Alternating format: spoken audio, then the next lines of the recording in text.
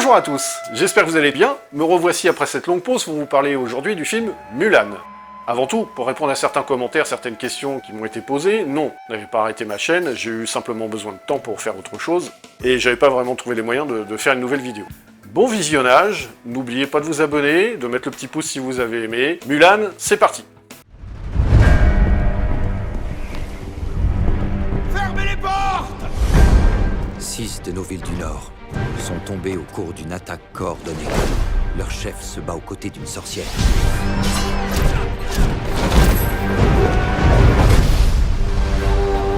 Les envahisseurs du Nord vont la tuer. Si je la dénonce, elle sera tuée par nos propres soldats.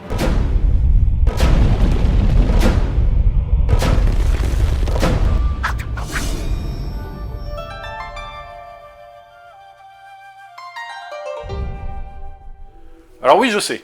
Pourquoi parler d'une énième adaptation d'un grand classique Disney, si c'est pour faire du copier-coller? Tout comme j'ai expliqué dans mes vidéos Top et Flop 2019, où je vous mettrai le lien dans la description.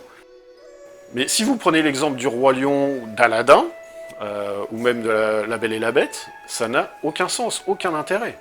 Par contre, si vous prenez l'exemple de Maléfique 1 et 2, là vous avez des films, qu'on les aime ou qu'on les aime pas, qui faisaient référence à un classique d'origine, La Belle au bois dormant, mais qui essayaient de développer une autre histoire, donner un autre sens au personnage. Et là, avec Mulan, on a un film un peu bâtard, un film qui est un petit peu entre les deux, avec un soupçon de copier-coller, et une volonté de présenter l'histoire d'une autre manière. Ce qui est curieux, c'est qu'une partie de moi a aimé, et l'autre partie a trouvé des défauts, et c'est un petit peu embêté en fait. T'es là, toi? Oui. Alors, est-ce un succès? Pas si évident.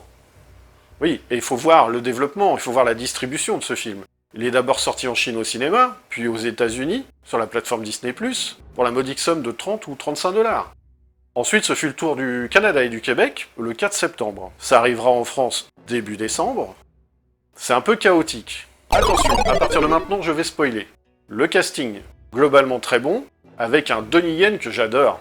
Mais là aussi, sous-exploité, et ça sera pas le pire. Ici, il joue le rôle du commandant Tung. Pour ceux qui ne le connaissent pas, on l'a vu entre autres récemment dans Star Wars Rogue One, mais aussi dans Triple X, Blade 2, Highlander Endgame, ou encore Ip Man. Il y a un malheureusement très effacé Jet Li, qu'on ne présente plus, dans le rôle de l'empereur. Gong Li, c'est Mémoire d'une geisha, Miami Vice le film, Hannibal Lecter les origines. Ici, il joue le rôle d'une sorcière, nouveauté par rapport au classique, avec toutefois le rapprochement lors de sa transformation en corbeau. Jason Scott Lee. Alors lui, c'est le Bruce Lee du film Dragon, entre autres. Il joue là le rôle du grand méchant de l'histoire, Borican.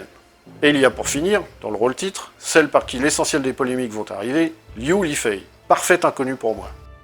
Alors ce film est-il un succès? Non. Les raisons? Oui, parce qu'il y en a plusieurs. Grosse erreur stratégique de distribution, plusieurs fois annulée, plusieurs fois repoussée, est sortie en salle uniquement en Chine, sachant qu'ils sont relativement conservateurs et qu'ils ont eu énormément d'adaptations de cette histoire, essentiellement en film. Avoir une énième version, qui plus est américaine, et quand bien même par cette réalisatrice-là, ça ne passe pas. Pour preuve, le semi-échec de la version animée de 1998, je dis bien semi-échec, hein, parce qu'il y a quand même eu un minimum de succès, et ça, essentiellement à cause du dragon, essentiellement à cause de Mushu. Méconnaissance de culture certainement, mais le dragon, chez eux, c'est sacré. Eh oui.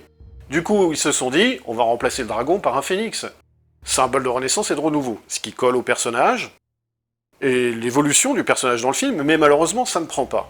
Ensuite, les recettes. Les premières semaines, le film a atteint péniblement 200 millions de dollars de recettes. Et dire qu'on a taxé ce film-là d'échec parce qu'il n'a rapporté que 393 millions de dollars, du coup, il n'y aura pas de suite. Sérieux? Dans ce cas, on applique le même raisonnement à vos adaptations de classiques. Ça n'a aucun sens. Ensuite, la distribution sur leur plateforme. Est-ce que vraiment ça causera la mort du cinéma? Je ne crois pas. La VHS en son temps, la vidéo, le home vidéo comme on dit, les vidéoclubs, la télévision, les chaînes payantes n'ont jamais réussi. Je crois vraiment que ça ne changera rien. Oui, il y a eu le piratage aussi, et ça, Disney n'a tiré aucune leçon de leurs expériences passées. Mais quoi? Je peux pas le taxer de copier-coller. Rien à voir avec des films comme Aladin ou Le Roi Lion. On est plus proche de l'esprit d'une adaptation comme Dumbo. Bon, ensuite, il y a la polémique apportée par l'actrice principale, qui avait déclaré qu'elle soutenait l'action de la police chinoise lors du tournage du film.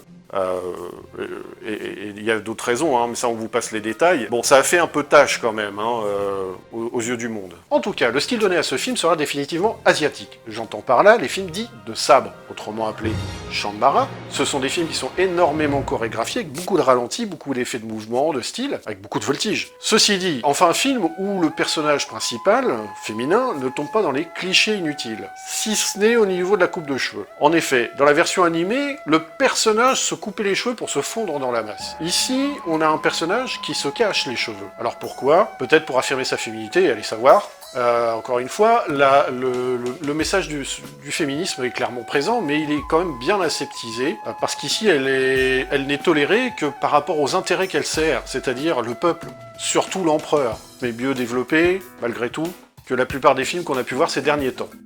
Ici, on n'oppose pas l'homme et la femme, ils sont au même rang. Ce qui est dommage, en revanche, c'est qu'on va lui interdire toute histoire d'amour, et ça, c'est vraiment dommage par rapport à l'histoire originale. Je me demande pourquoi.